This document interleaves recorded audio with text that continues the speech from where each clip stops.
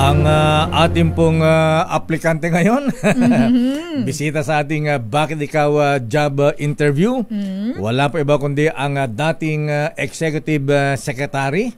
Matagal na naging abogado rin ng Pangulong Ferdinand Bongbong Marcos Jr. Yes. Si Attorney Victor Vic Rodriguez. Oo, at siya lakay ay pero bago adopted. mo banggitin yung kanyang credentials, pabatiin mo natin si Attorney Vic Rodriguez, sir. Maganda umaga po sa inyo. Maganda umaga, Lakay. Maganda umaga, Sister El. Maganda umaga sa lahat ng nakasubaybay sa iyong programa. At maraming salamat sa inyong pag-imbita sa akin ngayong araw. Long time no see. Huli namin interview sa inyo. Nangangampanya pa ang Presidente Marcos ng presidential job campaign. Interview Lakay. Yeah, that was the last time that I was here 3 years ago. Oh, yun. 3 years ago na pala yun. Kasi nagpa-selfie pa ako nun kay attorney. Ganun ba? Siyempre, little president. Ayan, sino ba si Attorney Vic Rodriguez, Sister L? Eto Lakay, of course, siya ay adopted guest candidate ng Partido Demokratiko Pilipino Lakas ng Bayan o PDP Laban. At siya Lakay ay isang abogado, of course, at dating Executive Secretary. Siya Lakay ang kauna-unahang Executive Secretary ni Pangulong Bongbong Marcos. At siya ay nagtapos ng kanyang law degree sa University of Santo Tomas bago siya nag-join sa negotiation and influence program of the National University of Singapore. At siya Lakay ang presidente ng Quezon City Trial Lawyers League. At nagtrabaho din siya Lakay bilang Deputy General Counsel of the Integrated Bar of the Philippines ng IBP Lakay. At naging spokesperson at Chief of Staff ni Pangulong Bongbong Marcos noong siya ay Lakay. Alam ko, senador pa siya nitong time na to. Matagal siyang nakasama Lakay ni Pangulong Bongbong Marcos. At dagdag ko dyan, nung may election protest ang Pangulong Marcos, nung wala yatang gusto mong abogado, eto ang siya ang kasama. Hindi umalis sa gilid, sa likod ng Pangulong Marcos. Hindi niya iniwan sa ere. Yes, Lakay. hindi iniwanan.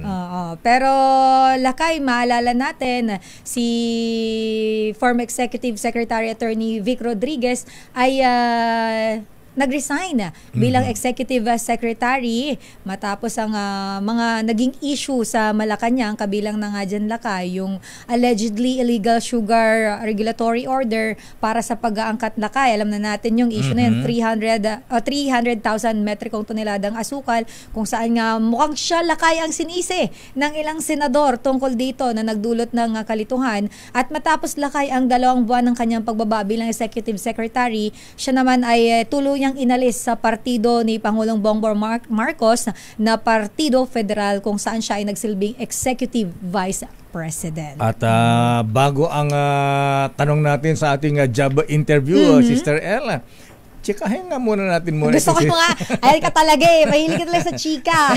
Ayan, kwentuhan lang. Kwentuhan lang muna. Kasi, ayan, 3 years na ang nakalipas, di pa natin alam ano ba talaga ang nangyari.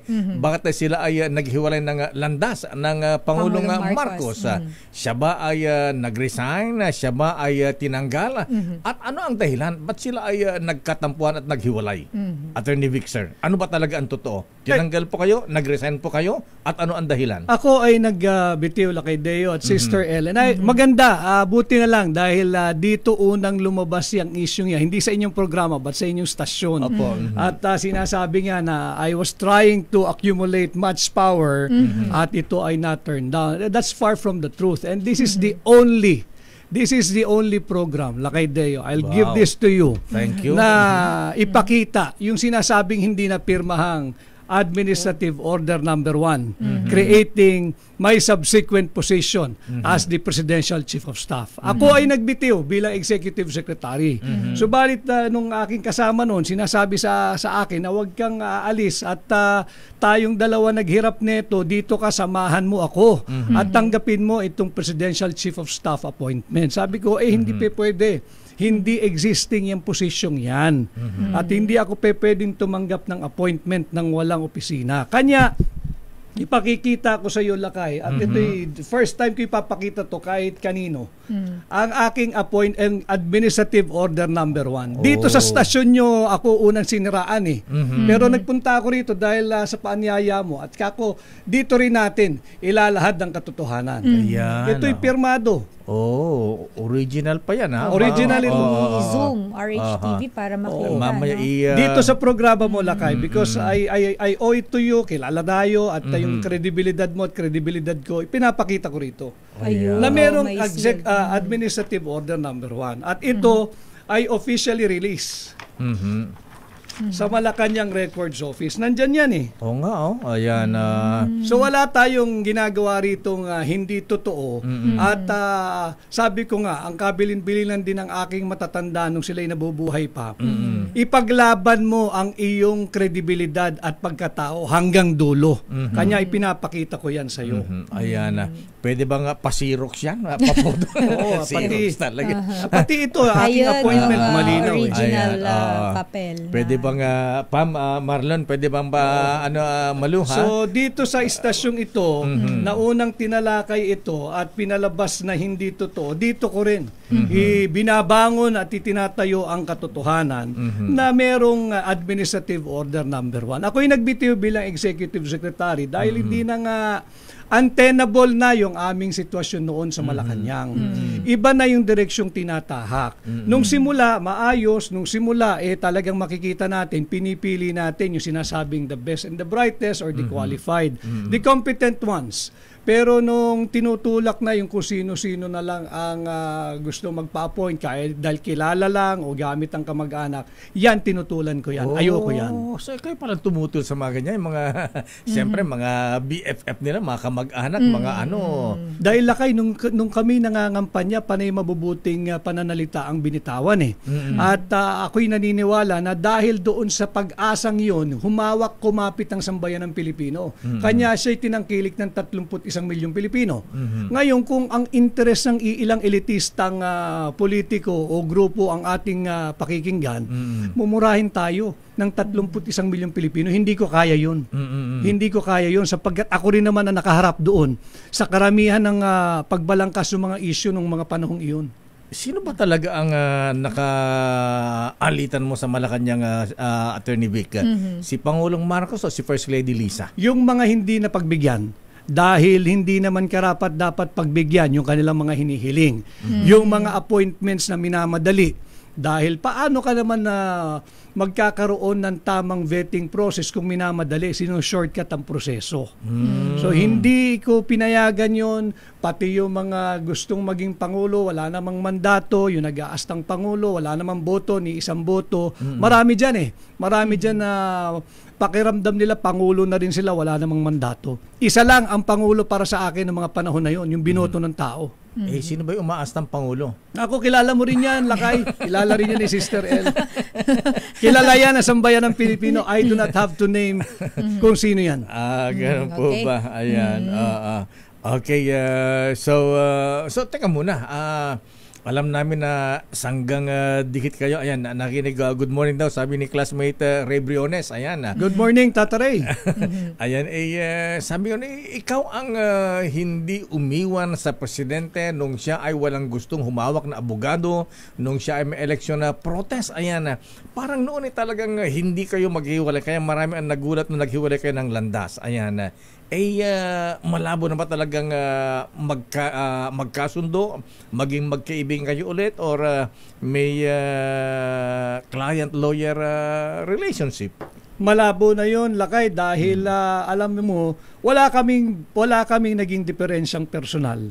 To be fair to him and to be fair to me, wala kaming diferensyang personal. Wala.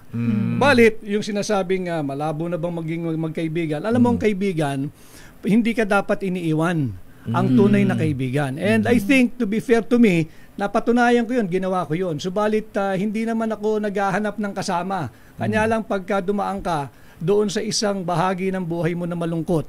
At yan ay nung pumanaw ang aking ina, ni isang salitang pakikiramay, wala kang natanggap. Hindi kaibigan ang tawag doon. Medyo masakit. Malalim mahugot ni Attorney. Ayan. Ito pa ngayon ang isang issue bago ang ating formal job interview, Attorney. Hindi pa pala job interview. Hindi pa ba yun? Chikahan pa lang ito. Chikahan pa pala yun. Ito ang chika natin kay Attorney Vic. Attorney Vic, ayan, kayo ay naging abogado ng Pangulong Marcos. Siyempre, merong privileged communication na tinatawag. Yung mga ano ba, ha? Ayan, ito ba mga privileged communication na ibahagi nyo kay dating Pangulong Digong Duterte? Dahil kung bumanat ngayon ang Pangulong Digong kay Pangulong Marcos, para siyang may personal knowledge sa mga nangyayari noon sa Malacanang. Alam mo yung mga salita at kritisismo ni Pangulong Duterte, dati na yan nung Pangulo pa siya. And I have never violated my oath. And kami ni Pangulong Duterte pag magkausap, we talk about issues. We only talk about issues ng ating bansa sa ngayon. Pinag-uusapan namin yan, hindi kami yung nagchichismisan lang sa buhay ng may buhay. Hindi ugali ni Pangulong Duterte yun, lalong hindi ko rin karakter yun. Ayan. Pero bago lakay sa ating mga katanungan, puntahan muna natin, attorney, meron po kaming man on the street. Pero bago yan, isa lang May muna. Isa pa? Isa lang muna. Ayan. Bago yung tanong ng ating mahaba yan, man on the street, kasama si Giselle Ricafort. Ayan. Ngayon Attorney Vic, ayan, marami ang nagulat bakit kayo ay kumandidatong senador? Ano ang nagtulak sa iyong kumandidato para maging miyembro ng ating Senado? Hindi ko matanggap ang korupsyon na lakay at hindi rin pwedeng hindi labanan at walang lalaban dito. Kaya tinanggap ko ang hamon na pamunuan, ang tunay at maisog na oposisyon. Ating ilalabas yung mga katiwalian. Alam naman ninyong lahat kung paano sinalaula yung proseso ng pagpasa ng tamang budget. At kahapon ay naglabas ng kautusan ng Korte Suprema na sinasabing nagtakda ng araw ng oral argument para sa kasong isinampa namin na ideklarang unconstitutional itong 2025 budget. Kasama ka pala sa nagpunta sa Supreme Court kahapon, ano? Hindi kahapon. Nung mga nakaraan lakay. 3 weeks ago pa. 3 weeks ago. Sinampahan namin ang petition for certiorari and prohibition para ideklarang null and void at invalid at unconstitutional itong 2025 budget dahil 4 yung aming grounds na binanggit doon. Ayan, babalikan natin yung budget na yan. Kay Giselle muna. Yes, babalikan natin yan. At marami pa tayo mga katanungan kay Attorney Vic. Pero ito, Attorney, ang isa sa ating mga kababayan ay meron pong katanungan bilang kayo po ay tumatakbong senadora. Puntahan natin si RH15, Giselle Ricafort. Giselle, sino ang kasama natin ngayon at nasaan kayong area? Giselle. Sister Ella, kaya nandito tayo sa kahabaan ngayon na Tungas Boulevard sa Pasay City at sa gitna pa rin lakay ng hindi matapos-tapos na mga issue, problema sa sektor ng transportasyon. Katabi natin yung isa sa mga tsuper nitong traditional jeepney, si Tatay Cirilo Latorena, at narito yung kanyang katanungan kay Atty. Vic Rodriguez. Atty., magandang umaga po at sa ating may tanong po ako na sana pag nanalo po si Atty. Vic Rodriguez, sana tulungan naman kami sa problema natin sa modernization program. At sana po, yung aming kailigan po dapat pambansang industrialisasyon na sa gano'n magluwal na maraming trabaho din sa Pilipinas, dapat hindi importasyon. Pangalawa po, tanong ko, yung dapat, yung sa walang tigil na pagtaas ng presyo ng langis sa oil division, dapat manawagan, makaisa si Atty. Vic, pag nakaupo na sa Senado, na dapat kagyat na ibasura yung wilkison daw. Kung hindi mo matanggal ang wilkison, dapat ipasura yung president sa langis at sa trade law ng sa ganon at excise tax ng sa ganon. Lahat ng presyo, bababa. Lahat ng mamayan makikinabang doon sa dalawang agenda na aming tinutulak. Knowledgeable si tatay, si kuya sa sa VAT, excise tax. Ayan. Sige kuya, pasagutin natin si Atty. Vic. Dalawa yung tanong niya, Atty. Vic. Kung kayo ay maging senador, ano ang may tutulong nyo sa transport sector? At pangalawa, yung paano ma-resolve ang problema sa parating tumataas na presyo ng langis. Maraming salamat at tungkol po doon sa jeepney modernization program, dapat to, yan ay dapat pagtuunan talaga. Hindi ako naniniwala dito sa AKAP at AYIX itong ayuda. Maling ayuda ito Ang tagal nang humihingi ng tulong at saklolo ng ating mga Jeepney Operators and Drivers Association. Sinasabi nila hindi nila kayang mag-corporatize o pumasok diyan sa privatization at modernization ng ating jeepneys. Instead na bigyan mo ng political ayuda AKAP or AYIX Yung mga tao ng politiko, ilipat sana natin dito sa Jeepney Modernization Program. Ang kulang nila ay kapital eh. We've been spending billions, hundreds of billions of pesos dito sa walang katuturang AKAP at AYEX. Bakit hindi natin tulungan instead yung modernization ng jeepneys? Itong mga taong ito, ayaw nito ng AKAP at AYEX. Ang gusto nito, hanap buhay.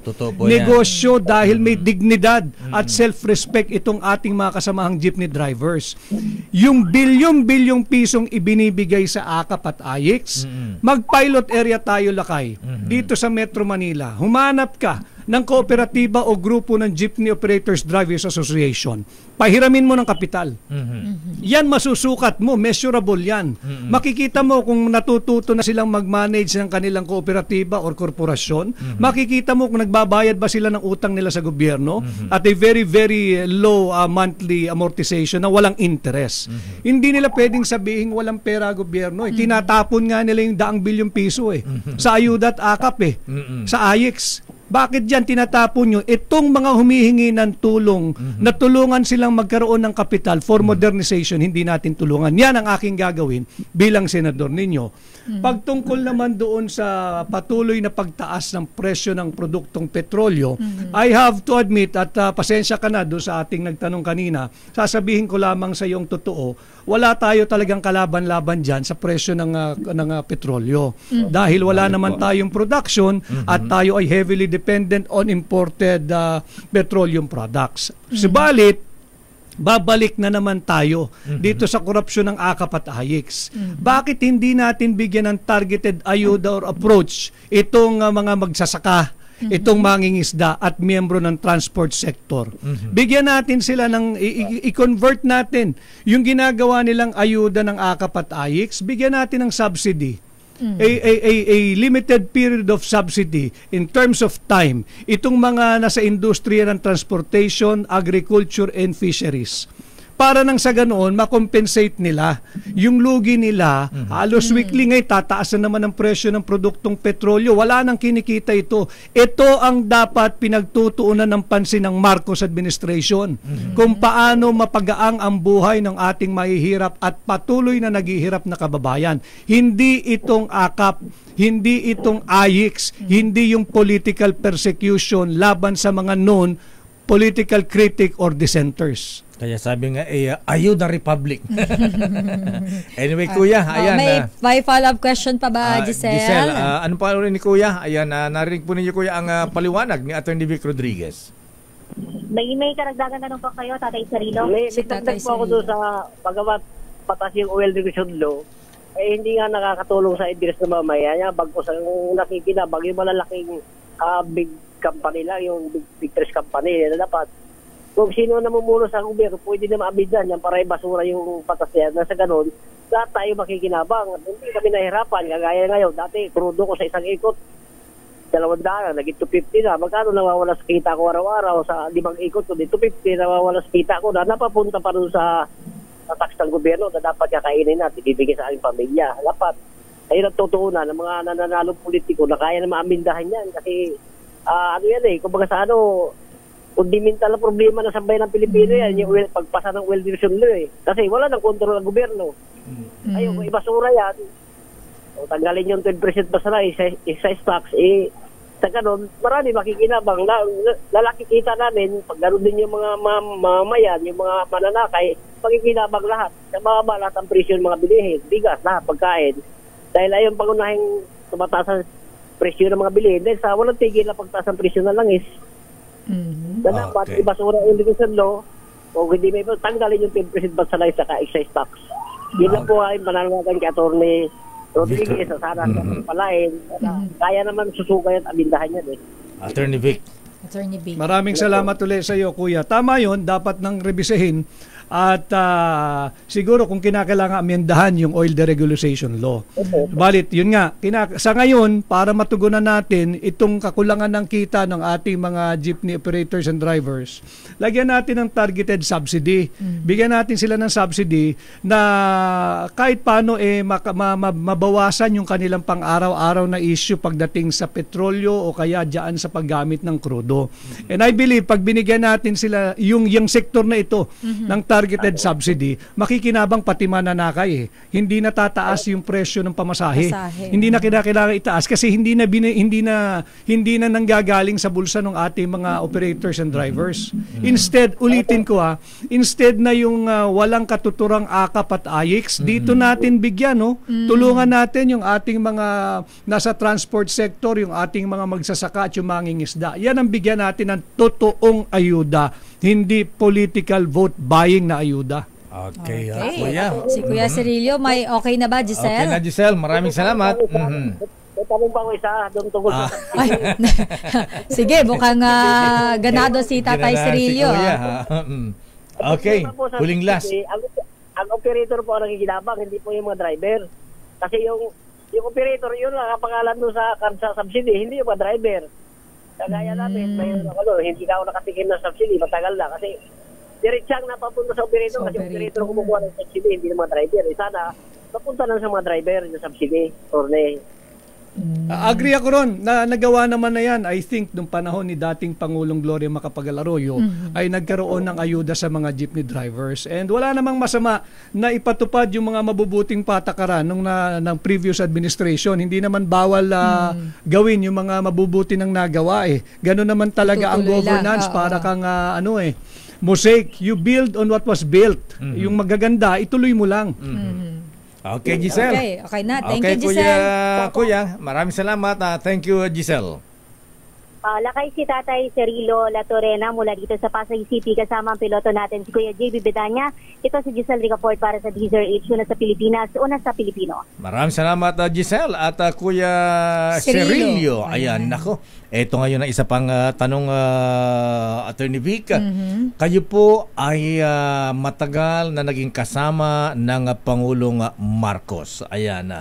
Ngayon, ang lulupit ng mga aligasyon ng dating Pangulong Digong na ang Pangulong Marcos ay gumagamit daw ng droga, at meron din pagkakataon na sa isang rally ay hinamon nyo ang Pangulo na sumailalim sa hair follicle test. Ayan. So ang tanong po namin sa inyo, Attorney Vic, bilang matagal na nakasama at kaibigan ng Pangulong Marcos, kayo ba naniniwala na gumagamit ng droga ang Pangulong Marcos? Sa'yo ko rin unang sinagot ito, Lakay Deo. If you may recall, kayo ang unang nag-interview sa akin matapos magsalita si Pangulong Duterte na merong isang kandidatong hindi dapat iboto dahil gumagamit ng illegal na droga. I remember this very clearly.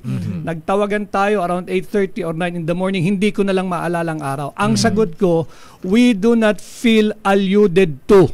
Yan ang aking sagot. At ako rin ang nagpakita ng kanyang negative results. Results sapagkat bukod sa St. Luke's, meron pa siyang negative result na isinumite namin noon nung siya ay nagre-renew ng kanyang lisensya sa PNP Firearms and Explosive Unit or Office. So pinakita ko ito sa PIDEA. Hindi ako nahinto sa PIDEA. It was my judgment call. Pagkatapos ko ng PIDEA, tutuloy ako ng NBI. Binigyan ko ng kopya NBI. Pagkatapos sa NBI, sinilbihan ko ng kopya ang Office of the Chief PNP. Ganon ko pinagmalasakitan yung aking kasama nung araw para hindi siya mamolestya at hindi siya, ang fear ko nung baka mamaya may checkpoint, padapain kami lahat sa kalsada, pahalikin kami sa asfalto at gawing kahiya-hiya yung senaryo. Nagpapatuloy yung istoryang ito, katangi-tangi itong issue ng droga sa kanya. Hindi mamatay-matay. At dahil ako ang nagpakita ng resulta niya sa PIDEA, sa NBI at sa PNP, pati ako, Lakay, ay natatanong bakit daw ako nagpakita ng peking resulta. Kako hindi peke yung resultang ipinakita ko.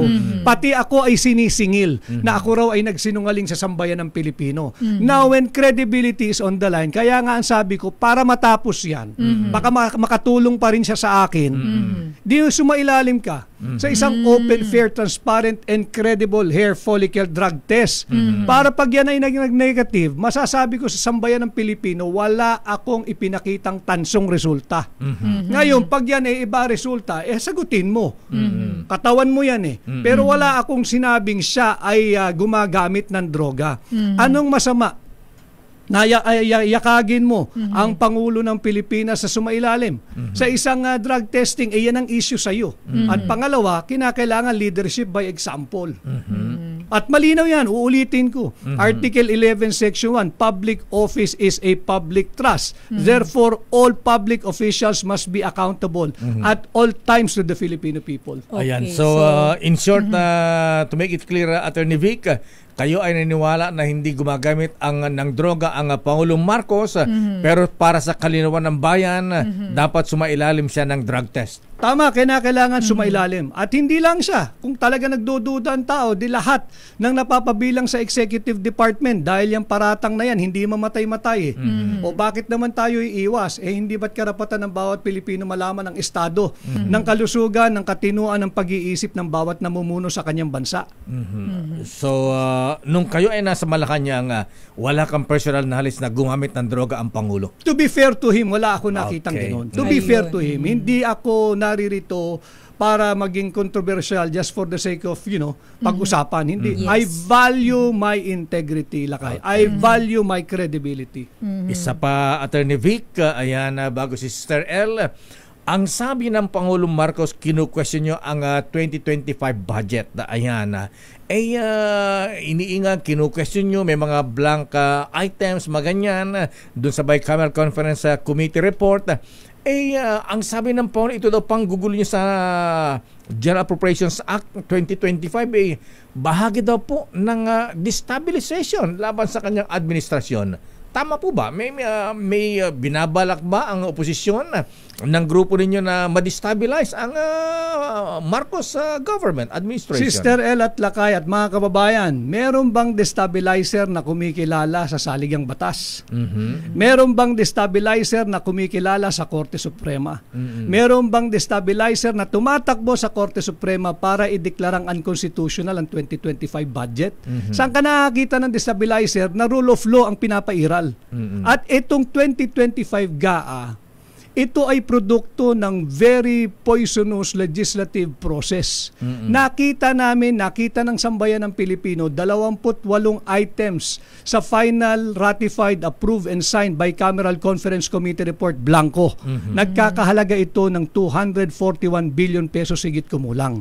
Hindi ito ang tamang proseso ng pagpasa ng budget. Lakay, alam ng mga SK chairman, SK sanggunian, alam ng mga sangguniang pangbarangay, ng municipal council, ng city council at ng provincial council kung paano ang tamang pagpasa ng tao ng budget. Tanungin mo, yung barangay kagawad dito sa iyong syudad, dito sa Star City, kung pwede kayong magpasa ng isang panukalang budget ng barangay na merong isang item na blanco.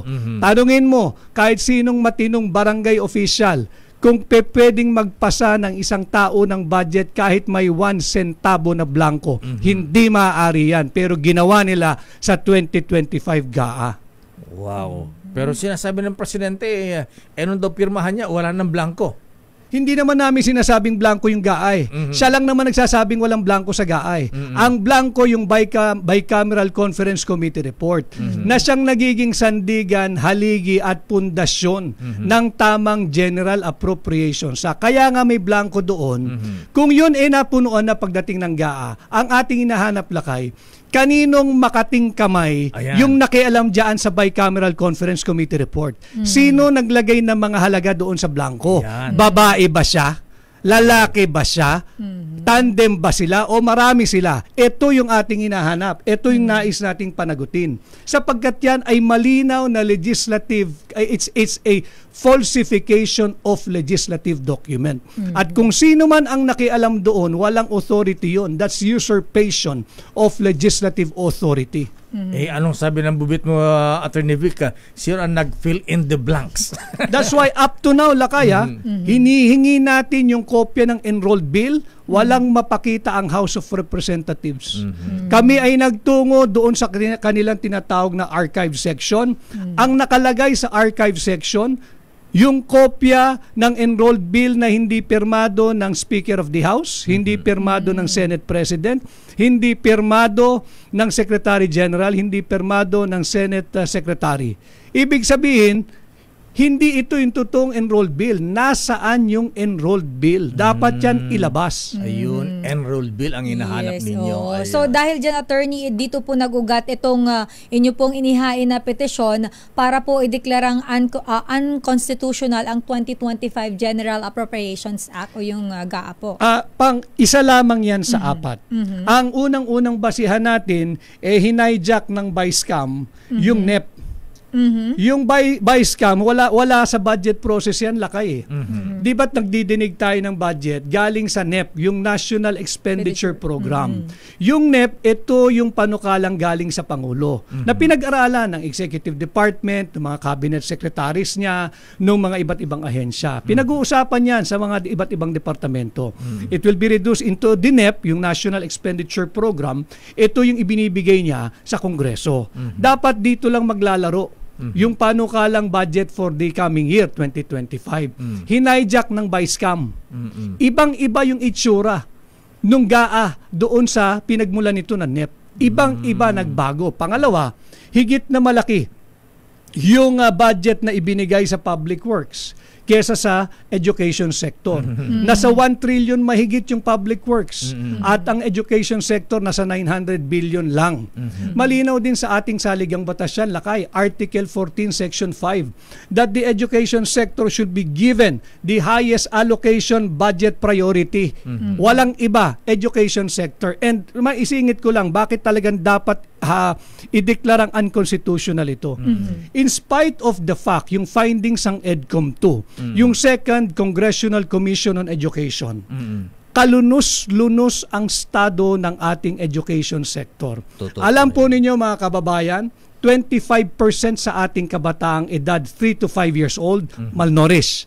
Findings ito ng EDCOM 2. At bukod dyan, ang findings ng EDCOM 2, halos lahat ng grade 4 students sa public school, halos lahat walang kakayahan maging grade 4. Ang sabi ng EDCOM 2, lakay, halos lahat ng grade 4 students dapat grade 1 lang.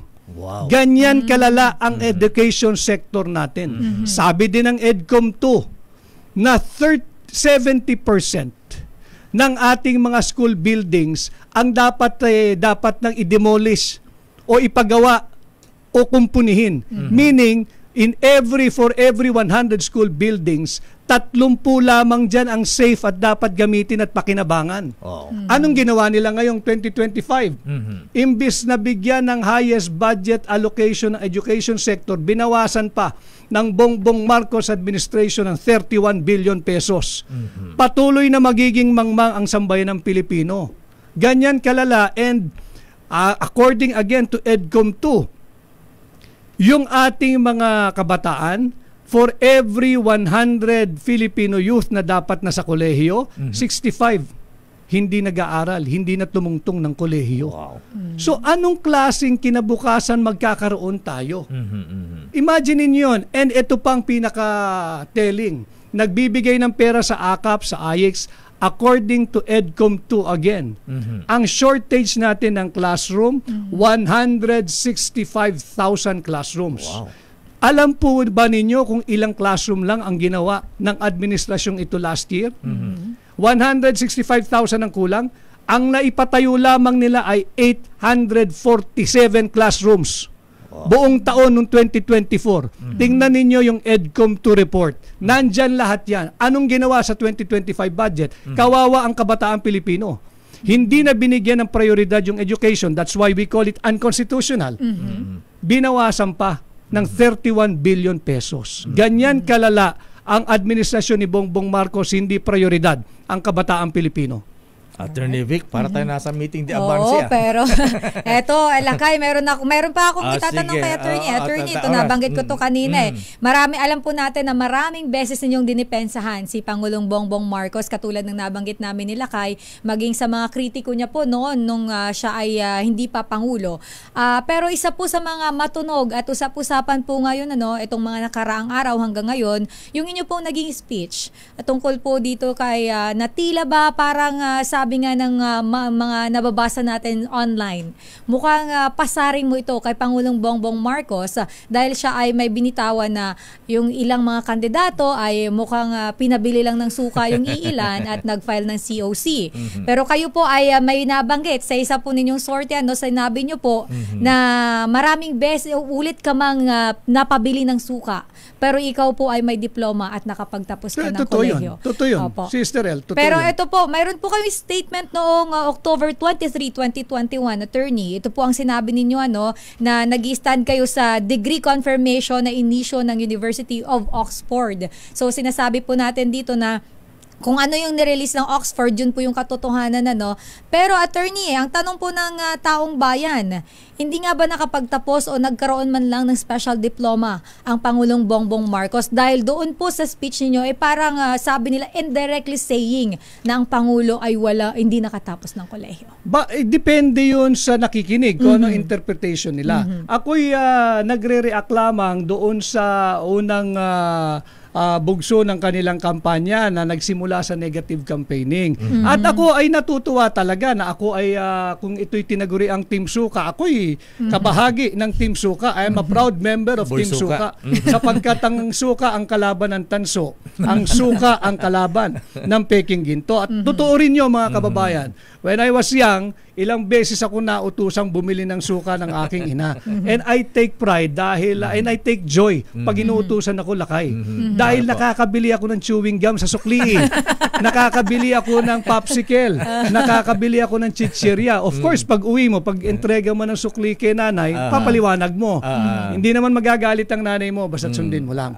As to my diploma, I can only speak for myself. But I'm saying there, when I made that statement, kung kami ay pinaparatangan na mga Team Suka, okay kami doon. Sapagkat lahat ng Pilipino ay gumagamit ng suka. Ang sinasabi ko lamang, basta't ako, nakakasiguro ako ay graduate ng kolehiyo. Ako'y graduate sa University of Santo Tomas ng aking kolehiyo.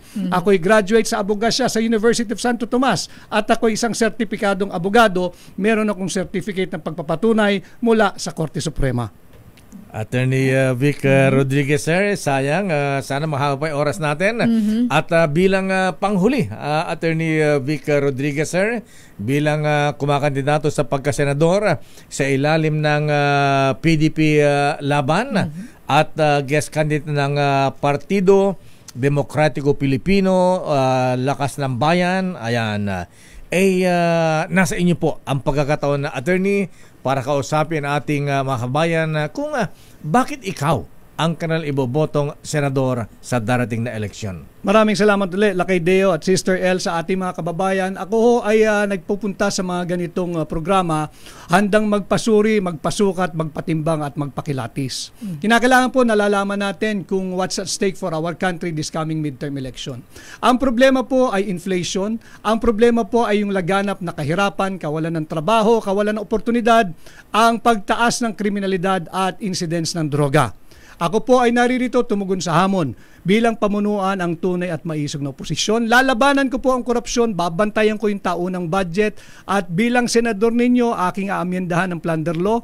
Ibababa ko ang threshold from 50 million to 1 million at pag nagawa na ho natin yan, papanukala kong maibalik ang death penalty sa lahat ng mga kahatulang guilty sa kasong plunder. At pag nagawa na po natin yan, nais ko pong isabatas yung standardization of wages.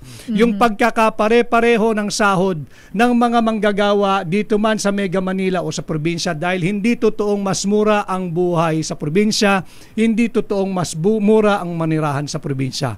Kaya po ako ay nangihiram ng inyong mandato kung sakasakali na ako po'y papasa sa inyong sukatan. Sana ho'y matulungan ninyo ako maghatid ng bago sa Senado ngayong 2025. Number 56 sa balota, Attorney Vic Rodriguez po, Pilipino, abogado, maisog. Maraming salamat, Attorney Victor Vic Rodriguez. Hindi natin inisa-isa yung mga tanong tungkol sa plataforma ni Attorney. Isang bagsak na eh. Ayan, maraming salamat, Attorney Vic. Plunder, maganda yan. Ayan, 1 million eh. So, ikaw, Attorney, ay pabor pala sa death penalty para sa mga plunderer. Sa kasong plunder at drogang kasasangkutan ng taong gobyerno at mga banyaga. Okay. Attorney Vic Rodriguez, number 56 sa balota for Senator. kilalanin ang mga nagnanais maging lingkod bayan sa Bakit Ikaw? The DZRH Job Interview for 2025 Midterm Elections.